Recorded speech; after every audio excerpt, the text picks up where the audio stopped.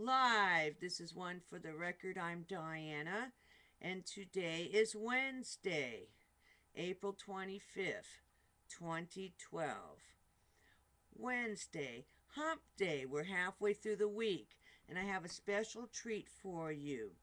This is from this past Friday's NutriMedical report, the last hour of it, and it's going to have I believe her name is Anne and the other one Robert, and they're going to do the earth changes part of the program.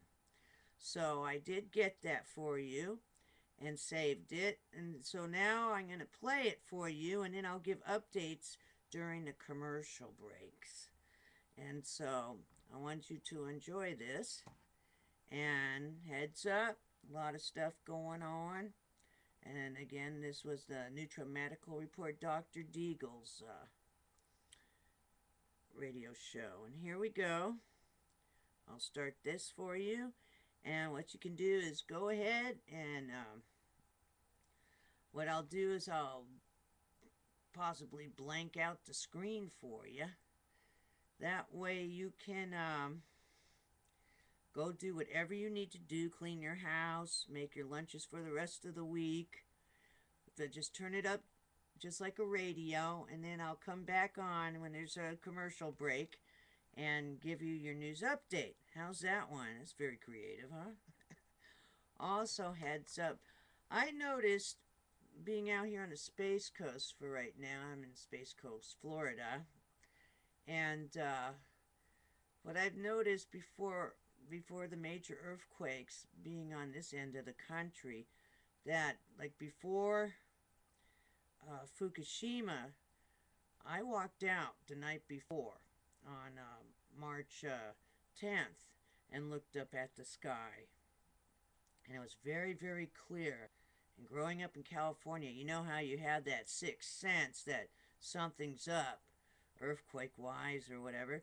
And I remember calling a couple friends and letting them know that I think heads up, there might be a big quake. The sky looks too clear. Something's up. Just heads up. And then there was the Fukushima. Same thing happened. I don't know if it's because HARP goes on or whatever it is. Same thing happened before that slew of 8.9 and 8.2 and the hailstorms. The night before, I walked out there, and it's like extremely clear skies, a billion stars out, and it's just no clouds or anything. And I noticed today, I'm not trying to prophesize, but there might be a pattern going on here. I don't know if it's because the heart machine goes on or if it's the vibrations of the earth and the way things are. But again, it's very, very clear out. Very clear out tonight. And it's actually April 24th, but by the time I get this out, it's going to be April 25th. So that's why, and most of the things that I'm reporting on, some of them, everybody's 5 hours ahead of us, 5 to 6 hours ahead of us with that UTC time. So lately I've been up pretty late in the middle of the night, early morning, and getting the report out for you. And I'm noticing tonight, so I'm walking down the street, it's again very, very clear.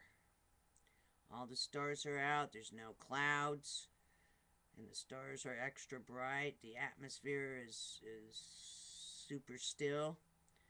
And just a heads up, not trying to predict anything, just giving you, I've noticed it twice when there was a giant earthquake, that the sky does look a little different. So, alrighty then, or at least over here it does, and then all of a sudden somewhere across the world it just, a major gigantic earthquake. So, just a heads up on that note. Not trying to be a prophet. I'm just telling you what I'm noticing from a scientific point of view. You know, being one with the earth and the sky. Now, I just heads up. Alrighty then. Um, let me move on. I'll let you listen to Dr. Deagle, and I'll be back with some news that is going on right now. Here we go. Stand by. And you can go ahead and do whatever you need to do. And you can still hear the show, but you're not stuck in the chair. You can go exercise, clean up something, just turn it up. And away we go. They're talking about the Popocatépetl volcano, I believe, in this portion. And here we go. And ash, half a 2 miles, half a mile into the air. And so they increased the alert level to level 5 out of 7. And if it goes to 6, then they will force evacuations. The most violent eruption occurred in 1,200 years, occurred in December 18, 2000, so that was about 12 years ago. And during that time, tens of thousands were forced to evacuate. But they don't say anything about Mexico City at that time. They think that, I'm looking at the jet stream right now, and the jet stream across Mexico is going east, and they say the plume is going east. And it looks like it's going to hit Florida, the bottom part of Florida. Now, all these earthquakes and volcanoes, and I know you get a chance to interview Dr. McCanney. One of the things that I've researched, and I've recently been able to pull up more and more data on this, is the fact that after December 21st, we're going to move into a different torsion field, which is a structure of time-space, where the plasma fields of the sun and the earth, the magma, which is, the earth is a giant nuclear reactor, is going to change. And that changing is like changing gears, which means the lithosphere, which is the crust of the earth, on the nuclear reactor, the mantle of the earth, is going to start slipping. And that slip doesn't mean it'll happen like in a few minutes or hours. It could occur over a few months. But what's going to happen is we're going to start seeing what are called superquakes, plus magnetic and geomagnetic shifts, which occur with a drop also in the ozone layer, because it requires 3 things: ultraviolet light, oxygen, and a magnetic field. And the magnetic field's already rapidly decreasing. It's ready to actually do a flip or reverse. And according to the geological record, when it reaches about 15% of its normal strength, it flips. So we've already seen major changes in the geomagnetosphere before the Santiago, Chile earthquake a year ago. We're likely to see some really big and very crazy things happen. And the Bible, of course, in Jeremiah and elsewhere said that the earth will shake like a hut and every wall will fall, which means at some point earthquakes are going to be so devastating worldwide that any building that has walls isn't going to have walls anymore. Well, that's right. And the Bible does say in Matthew 26 that in the end times one will be taken and one will be left. So we expect a reduction in the population by a factor of 2. I want to continue that statement. Jesus said, but who's taken? And Jesus actually said, if you understand the Aramaic, where the vulture is, there is the body. In other words, he's saying evil are going to be taken out because they're going to make plans that are going to set themselves into evil positions against God. And God's going to allow them to make mistakes that will take them out of the gene pool. Oh, that's a good thing. Isn't that an interesting thing? So a lot of people are waiting for the rapture. The rapture is not of the good, it's of the evil. And it's going to be set by their own schemes and devices, like drilling underground for these underground hotels or off-road space platforms. They're going to be very sadly mistaken that if you don't put your rest, as it says in Psalm 91:1, which is my favorite scripture, in the wings of the Most High God, you're in devastatingly dangerous territory. So things are going to start happening. So, John, in the last few weeks, we see on again, off again, war against Israel, against the Iran. Now the Iranians are saying they're more than willing to accept the idea of inspectors, and they really don't want to make a bomb because it's anti-Islamic. The Israelis are pitching a fit that they can't actually do an attack on Iran, which doesn't make sense because Israel, the best thing they could do is to shine their missiles and keep them in their silos underground, because it is a deterrent against these a couple 100,000 Hezbollah missiles in Syria and Lebanon. But once they start a preemptive attack, all holds are barred, and they're going to just start firing everything they can at Israel, and it's going to kill everybody that's standing.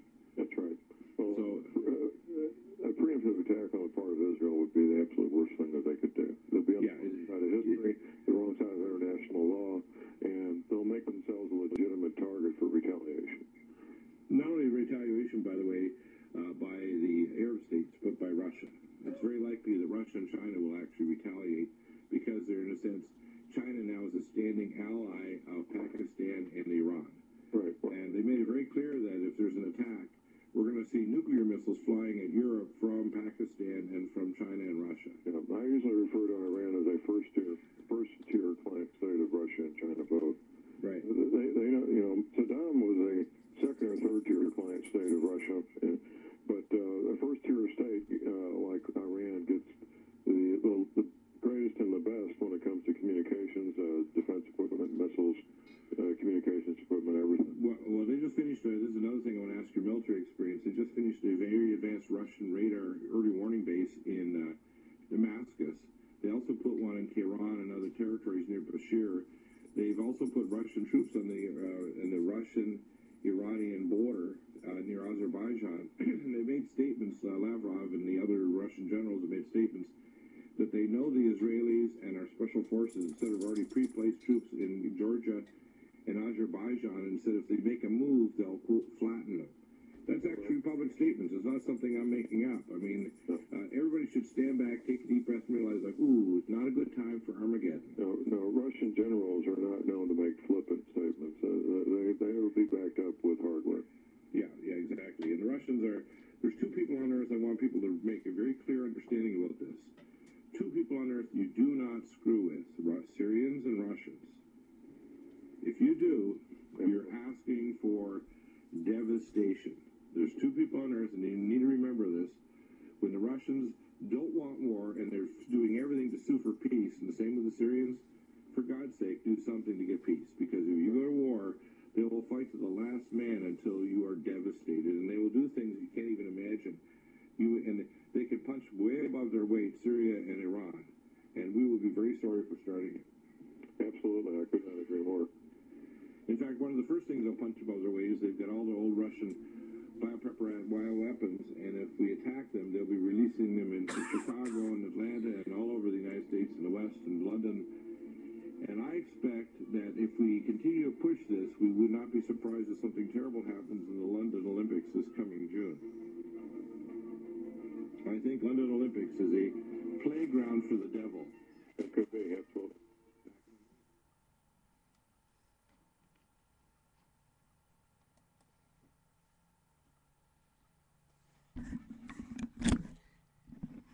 And we're back. Let me make sure I got my camera lined up right. Because I can only go back and forth so many times.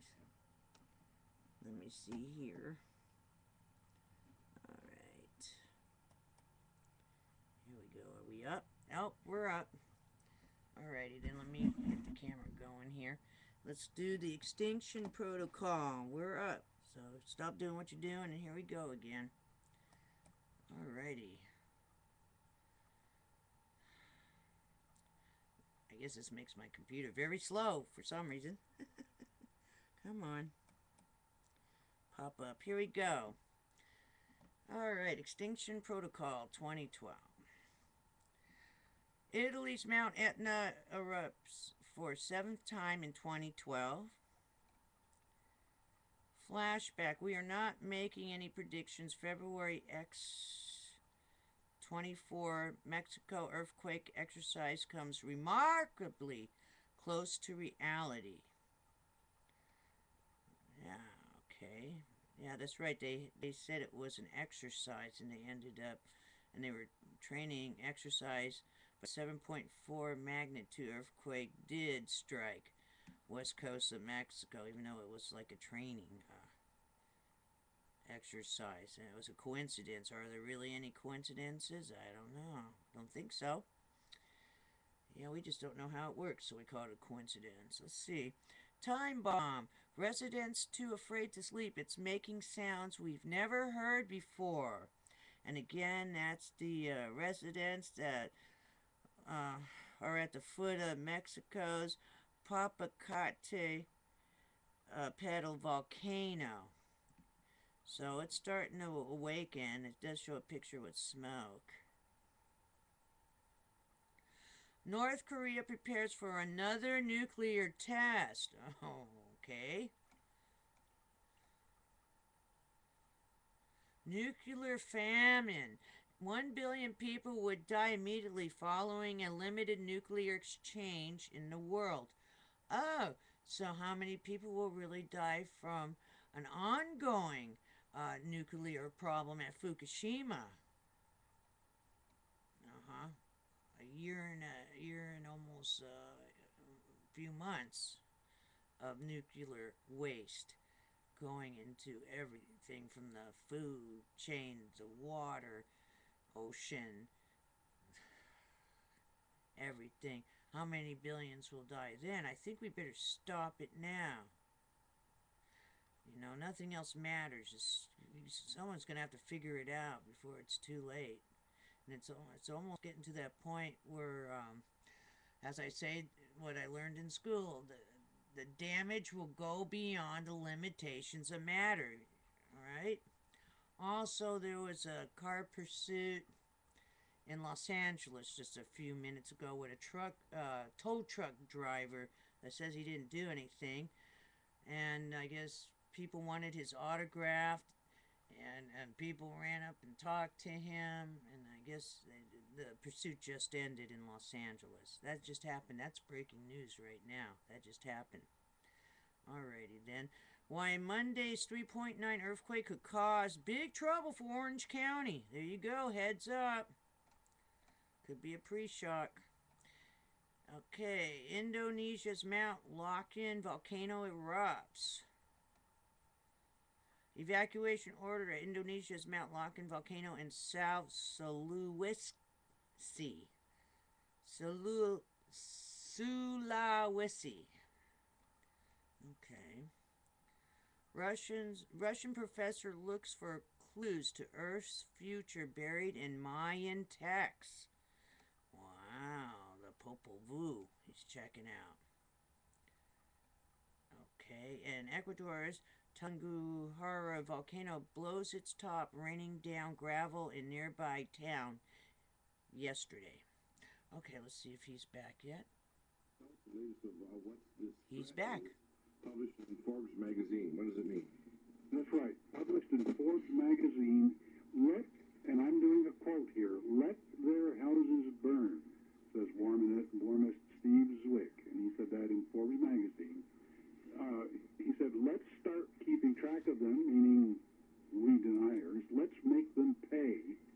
And he said this in Forbes. You know, if skeptics said something like this, or if you or I said something like this, we'd be thrown in jail as terrorists by tonight. I think this kind of it's intimidation, no way around it, and I think it's inexcusable. And I wonder why in the world Forbes is giving coverage to this sort of thing. Let me just actually quote the guy here.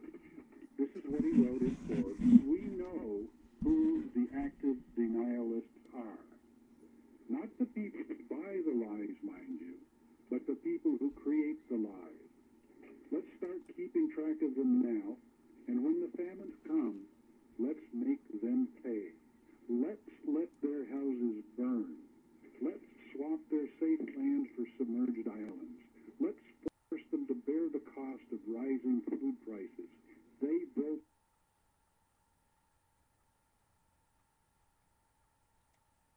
the climate. Why should the rest of us have to pay for it?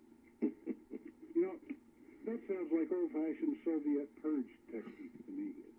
And you just think about it here. In this last 2 weeks, we've learned that 49 NASA scientists disputed NASA's global warming mantra.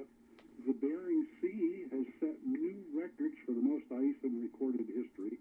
Polar bears and penguins are thriving. And I just posted this week that Himalayan glaciers are growing bigger. I don't think we had a chance to talk about Yeah, let's do that. I heard that last week. We needed to talk about that. The Himalayan glacier, and they said, they're bucking the trend. The reason is the Earth is getting colder. Rainfall is the thing that drives us into ice ages, and it's driven by volcanism that happens in cycles that are happening every time there's an ice age. You get increase in earthquakes and volcanic activity. You do. Yeah, and right now, well, I understand that you mentioned that Ann mentioned the Shivalik volcano earlier in the program, but there's like 150 30 volcanoes on Kamchatka Peninsula, and 29 of those are active.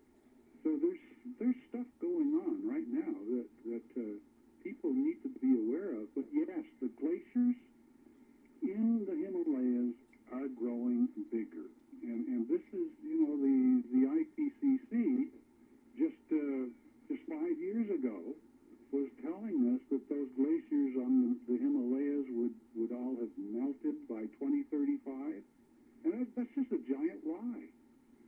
We're just not being told the truth, and now it turns out that satellite data is showing that glaciers in part of the Karakoram Range, and that's on the China-Pakistan border, that they are putting on mass. In other words, they're growing bigger. And they say that they're defying the general trend toward glaciers. Oh, gee. Well, you know, it's lies and more lies. Now we've got Google Earth and satellite imaging. The other thing that's happening, by the way, is the productive food zones are collapsing, and then actually it's collapsing fastest in China. Now, China is on a very aggressive stance, and there's two different political stances in China. And we have to realize that if you look at the satellite photos of the missile launching system for this latest missile that the Kim Il-un tried to launch, and it was failed. It probably was actually hit by one of our space-based weapons or just their incompetence. But the actual missile launching gantry that was built there was completely Chinese-made. So the Chinese are actually totally collaborating with this rogue nation state of North Korea, this crazy state that's trying to, you know, blackmail us into giving them food for stopping their nuclear program. It's unbelievable, isn't it? Oh, it is. You know, well, I think we're going to be seeing more and more of this. That well, you're talking about the desert expanding, but we're going to be seeing more and more crop failures because of cold. You know, just 5 days ago, Piers Corbyn, he's an astrophysicist in the United Kingdom. Just 5 days ago, he predicted that the United Kingdom would have its coldest month of May in 100 years. Now today, the official meteorological office in the United Kingdom has confirmed that. They also expect the coldest May in 100 years. So what happens when when the farmers there are starting to try to plant their crops? They're not going to be able to plant in time. Well, Robert, they're also having a severe drought in the United Kingdom. Talk about that drought, John. This is important.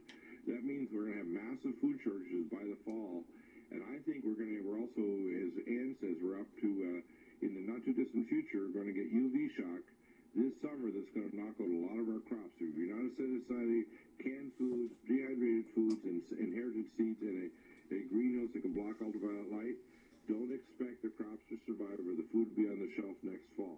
We're going to start seeing real famine, and I believe we're at the end of the 7 fat years like the time of Joseph, and we're about to enter the 7 lean years very soon.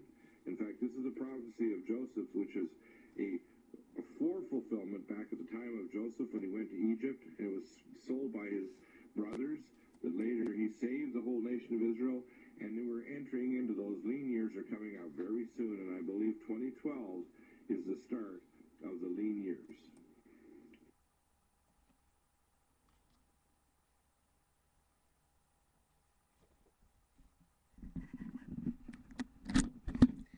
And we're back, but I can't see anything, so I'm not sure if you can see me or not until it pops back up. Let's see. I don't know why this is so slow. Alrighty then. Yep, I got it back. Let's see here. Alrighty. Okay, we're doing a commercial break real quick. Strong earthquakes in the past 10 years, as much as during the entire 20th century, and that's with SOT.net. Also, rain and snow hits parts of Ontario, Quebec, New Brunswick. Orange County quake could be first on recent discovered fault. That's occurring in northern China that's happening at an amazing pace.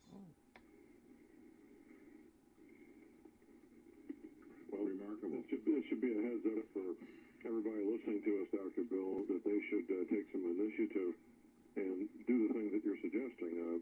Have a ultraviolet resistant greenhouse. Make sure that people become food self-sufficient as well as water self-sufficient. Right, now the latest big earthquakes are, we have some real big ones off the west coast of Sumatra, 5.2, a 4.8 in the Macquarie Island region, 4.6, 4.7, 4.8 the Iran-Iraq border region. That's interesting. The Iran-Iraq border region, there's a giant earthquake, bunches of 4.6, 4.7, 4.8, all occurring very recently within the last couple of hours. Well, that area of the world is going to be seismically active anyway, so that's surprising. Yeah, exactly. And anything else? What about space weather? What's going on there? Luckily, space weather has been fairly quiet, although we are coming up to a solar boundary. The solar boundary means that the magnetic field, the interplanetary magnetic field, changes its direction from north to south. And normally that crossing occurs every 8 days, but it only seems to affect the Earth's magnetosphere when it goes from south to north. And so we're not expecting it to impact the magnetosphere, and I haven't seen any indications that any of our geosynchronous satellites have been affected. However, we have been getting a steady stream of ions from the sun, and they are affecting the auroral borealis, which is around the Arctic Circle. And there's also a Lyrid meteor shower going to occur on Saturday night, April 21st. There's also what's called plasma clouds. These are coming in on April 18th and 19th. A series of minor CMEs pops away from the sun, and they're heading in a general direction. And the Goddard Space Weather Center has been looking at these. There's an area of the sun that's super active, and it's like a guy with a shotgun sitting on a rotating platform, and that guy's hit lots of bullets. And if he happens to aim those CME bullets toward Earth, we're going to have major power outages here in North America because those CMEs are getting more violent, more dangerous, and the aim of the guy on the sun is getting better. So that just has to swing in our direction, and we're going to have some big problems with our satellites and ground-based power distribution networks.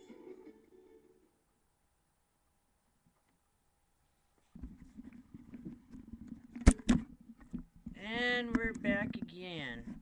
Let me make sure. This is the only way I can do it. I might start editing out some of this stuff, but what can I say? But we are live, basically, what I'm doing. So, alright, and here I am, back again. Let's keep going with SOT.net. And Orange County quake could be first on recently discovered fault. Okay. And that was southwest of Laguna Niguel, California. That's Orange County. Okay. Here we go. Again, Papakate Patel. Time bomb, residents too afraid to sleep. It's making sounds we'd never heard before. Sinkhole swallows girl in China. Wow, and a cab driver comes to her rescue after she falls into a sinkhole under a pavement in the city of Extinction in northern China. Alrighty then, let's see what's going on here. Alright, let's move on. Let's go to the Watchers. Let's see if there's more Dr. DEAGLE. Seemed like it was a shortened show or something.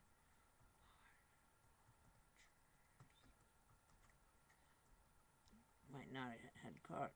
I just want to cut all of it, but we'll see.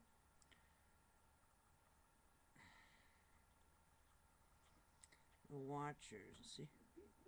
Now still going with a commercial. Alright. Rare earth mine in Dayan Obo in the Mongol Autonomous Region. Oh, rare mine. Okay. It's a weird swirly picture. Okay, let's go down here. Anything new? Explosive, extrusive, effusive eruption of the Kamchakan Shivala volcano continues. Earth is passing through the wake of a CMEG2 geomagnetic storming in progress. Okay. Activity at Popocatépetl, satellite imagery. ISS threatened by mutant space microbes.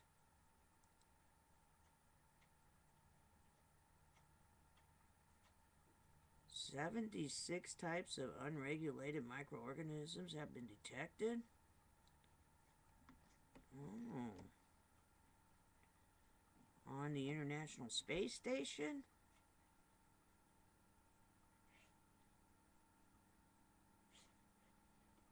And these organisms corrode metals and polymers and cause equipment damage? Sounds like something out of the problem with tribbles or something like that from Star Trek. Let's see if we get. No, he's not back yet. Bangladesh facing water crisis. I believe I reported on this last time.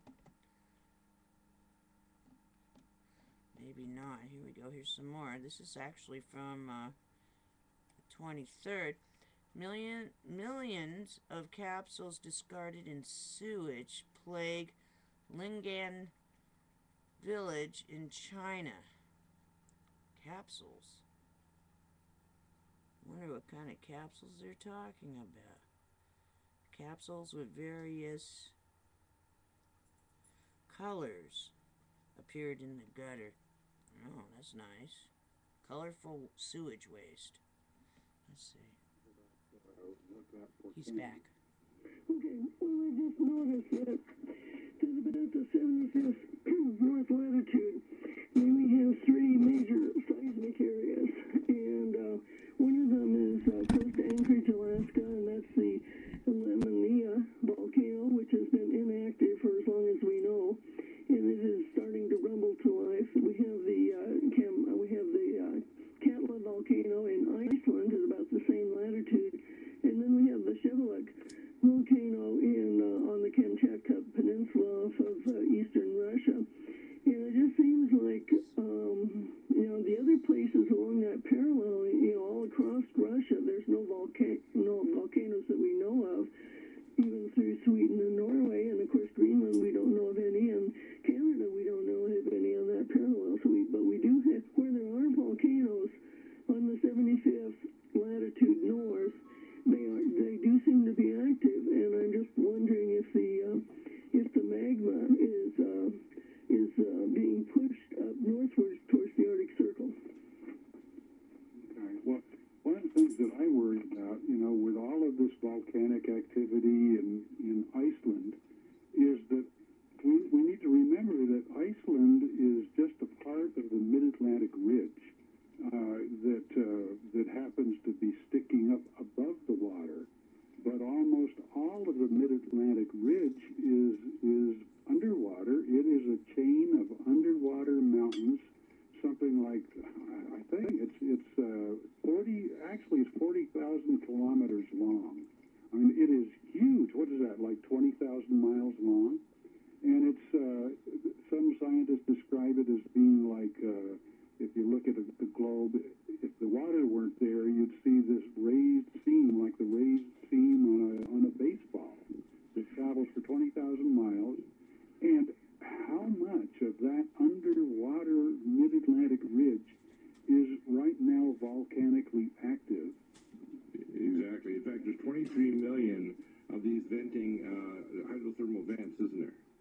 And we have no idea, still, we know more about the moon than we know about underwater volcanoes. But I think we're looking at the Sargasso Sea. It's the southern extent of the same ridge that forms Iceland. And it's probably actually the territory they talked about beyond the Pillars of Gibraltar, that is the main area of the ancient empire 12,000 years ago of Atlantis. I believe that Atlantis was in the Sargasso Sea. It could be. I don't know, but what I do know is that it's there. Well, one of the things that we talked about last week, but during an ice age, of course, sea levels are 370 feet lower than they are now. So I think it is very, very possible that there was that city out there, and which would be territory in the area of the Bimini Islands, of the Bahamas, etc., that would fit in with a lot of the things written by Aristotle and the ancient Greeks about the fall of Atlantis. Sure. And then as the ice age ended and the ice covering Canada started to melt and the sea levels started to rise, but when they talk about rising sea levels have been rising for 11,500 years. That's nothing new. Yeah. But the last 2 years, actually, it's turned around. The last 2 years, sea levels have actually declined. John, I want to ask you a question. You interviewed Dr. McCanny on your program, and you're becoming quite an expert on this whole area. There's a proof now of disjunction between the crust of the Earth and the mantle, which means that in the ancient world, it's in the Bible, it says Pangea, where all the continents were together and then they were split up. Right. The Earth is, by the way, not 7,000 years old. That's another foolish thing that's made by people that are not using. They're going back to Bishop Ussher in Ireland and so on, and all kinds of statements that are not true. God is a God of a vast universe. But what happens is the continents were broken apart, and they drifted for months at a relatively rapid pace, of, say, 1.6 miles an hour.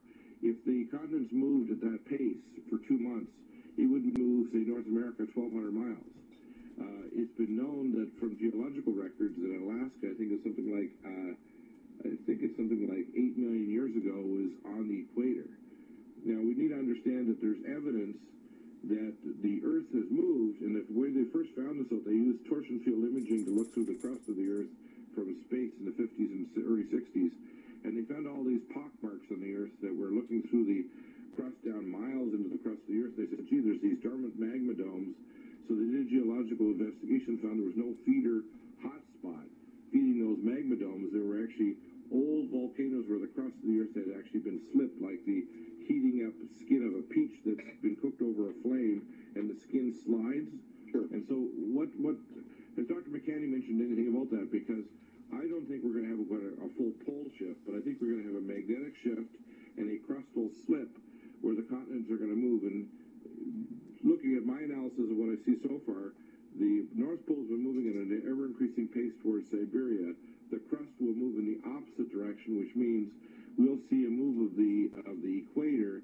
Probably if it moves, say, 20 degrees, it'll cross through Havana, Cuba, and the United States will be in the position of Mexico is right now. Right, right.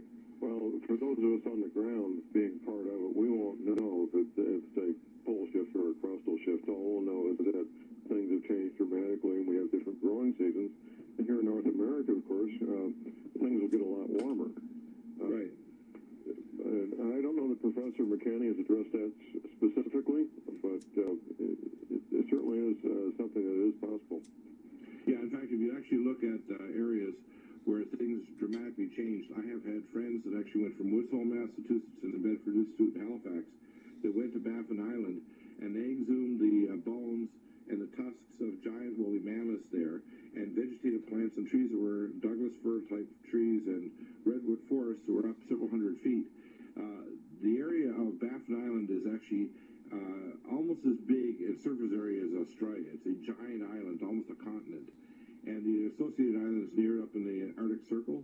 And most people don't realize that this event happened roughly 12,000 years ago, and it occurred in a matter of hours because there were woolly mammoths 6 times the mass of an African element, frozen solid with food in their mouth. That's right. And their tusks were 26 feet long, 26-foot long tusks, not little animals. These are big sucker animals. Right. Well, there's thousands of them still frozen in the tundra of Siberia waiting to be found as well. Believe it or not, you can go to Paris and there's exclusive restaurants that'll still serve you frozen meat from Siberia, right, and from the tundra up there, flown in specifically from Siberia, that are still as fresh announced that they can actually serve it. They're still serving They it. were doing it in the 1890s. I didn't know they were still doing it. They're still doing it at special exclusive restaurants in Paris, but I think it's only certain times that they can do it when they fly it in. But apparently they do have shipments out Siberian. And then, by the way, they're also going to actually birth, I think in the next year or two, they're going to birth a woolly mammoth. They've done genetic engineering to have an elephant deliver a woolly mammoth. That would be phenomenal. Yeah, they've actually extracted the DNA and they're doing genetic tests to actually cause an embryo blastula to have an elephant birth a woolly mammoth. That would be phenomenal. Absolutely. It's like Jurassic Park only with mammoths now. Jurassic Park come to life. Yeah. People think, oh, you can't do that. Well, no, there were insects that drew blood from dinosaurs millions of years ago, and believe it or not, the amber that those insects are embedded in, which are stones, have kept that DNA intact. With DNA synthesizers, you can actually reconstruct the DNA of the dinosaurs. People think that that's not possible. Sorry, you're in the 21st century. Virtually anything that says, like in the book of Genesis, anything that we put our mind to is possible for mankind because we are a co-creator with a creator God, and we can do good if we listen to God, and we can only do evil continuously if we don't. Absolutely. So people need to grasp that, and if we don't restrain evil going on, as I say, we want to have the good version of Romney if he does get the candidacy.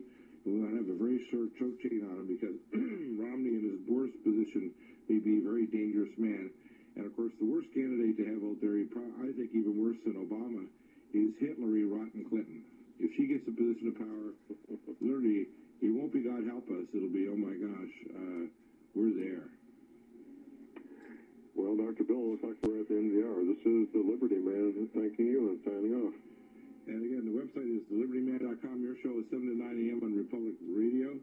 And you did amazing work, your homeland-defense for you. And, of course, Robert Felix, you've also recently been on Coast to Coast Radio. Your books are Ice Age. Your website is iceagenow.info. The books is Not by Fire, but by Ice, and Magnetic Reversals and Evolutionary Leaps. Amazing updates weekly. And, of course, we'll also do some updates on our live stream TV channel because things are going to start happening more quickly every week and every month, especially things like Popocatépetl, Iceland, and earthquakes occurring all the way from Christchurch in New Zealand to Sendai, Japan. Things are starting to really rock and roll.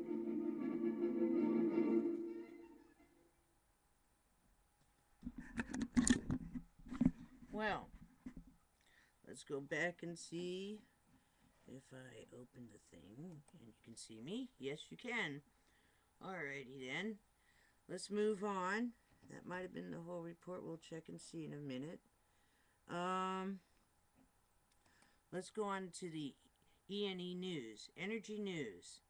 This is for the Fukushima, Japan. Intense 5.5 hits Shiba outside Tokyo, followed by magnitude 4 aftershocks at same location. This is for April 24th. All of this is. Professor, Japan newborns were treated like guinea pigs for study of nuclear weapons and radiation. Stillborn babies secretly shipped to U.S. for research. Wall nearly 100 feet tall to be built underground at Fukushima Daiichi to prevent further spread of radioactive contamination. Construction begins tomorrow, which is the 25th, ends June 2014. Kyoto. Fukushima Daiichi reactors are riddled with meltdown holes. Pressure doubles inside reactor 2 containment vessels since start of April. TEPCO making effort to reduce pressure. TEPCO to dump groundwater from under reactor buildings into ocean. Kyoto, 1,000 tons a day. TEPCO would check contamination level before releasing it. The Economist. Astounding that health of people near Fukushima Daiichi not being tracked. book by Fukushima worker. Bottom of Daini. It's a different reactor. Daini reactor may be broken through. Rumors of possible explosion. White sheets covering surface of spent fuel pool number 4 seen during top officials tour of Fukushima Daiichi. And yesterday, nuclear consultant examines number 4 spent fuel pool scenarios, loss of water versus scattering of fuel rods. Let's see if he's back. I don't hear anything. That might be it. Alright. Tens of thousands still living today in highly contaminated areas around Fukushima plant effectively abandoned by government nuclear expert. Okay, and that's from yesterday. Or day before yesterday by the time you see this. Alrighty, let's go into U.S. Canada. See if there's anything interesting there. Government report. EPA's ability to protect human health with RADNet was potentially impaired for Fukushima. Officials question why they were using dramatically less strict standards for radiation contamination. Washington Post. Closing reactors causing a mess after non-catastrophic Fukushima crisis, argues for building more nuke plants in U.S. 2 years later, professor, microbes engulf attacking things other than oil. Very large increase in crab and lobster with appendages falling off. High incidence of eyeless shrimp and more. New interview. Fukushima poses lethal risk to U.S. West Coast, says Senator. Another bomb waiting to go off. Extreme nuclear vulnerability, especially in reactor number 4. California. Okay, this is a few days ago. Now, this is the 21st.